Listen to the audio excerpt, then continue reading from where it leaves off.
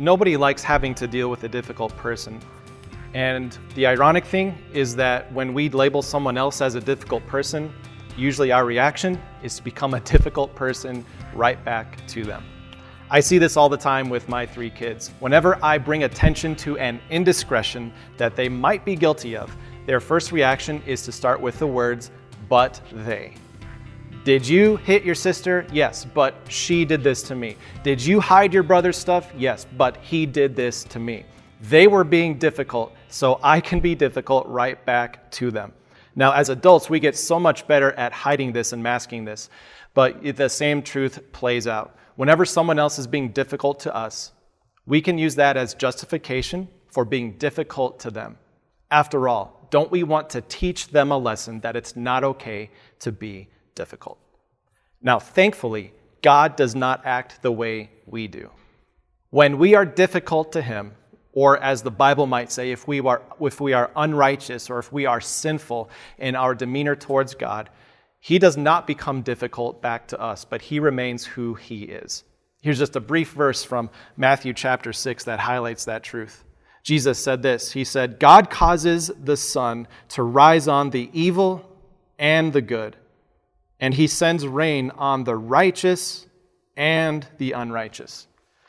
As God looks at humanity, it's not like He singles out certain people and is bad for them or is being difficult for them because they're being difficult to Him. God is love. God is generous. God is the provider. He's the creator. And in all that He does, God continually never changes who He is because of what we do.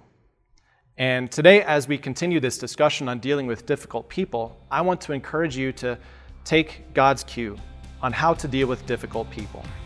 Remember how God dealt with you. He did not come to you and deal with you with difficulty, but rather He came to you with kindness and with love and forgiveness. And the last thing that I want for you is to let a difficult person change who you are.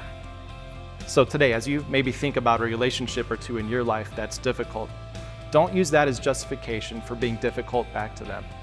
Instead, live out your life as someone who is loved by God, who received kindness and favor from God. And what you have received from God, simply pass on to those difficult people in your life.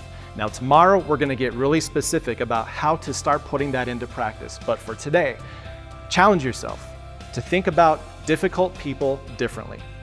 Maybe don't think about dealing with the difficult people, think about loving them.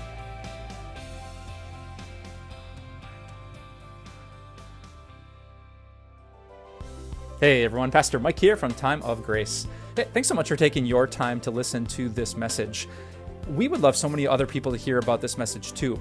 So if you could think of someone in your mind right now that could use this, we would love for you just to take a moment and share it. That's essentially how people hear the good news of Jesus, believe it, and find eternal life in His name. Thanks for sharing, and have a great day.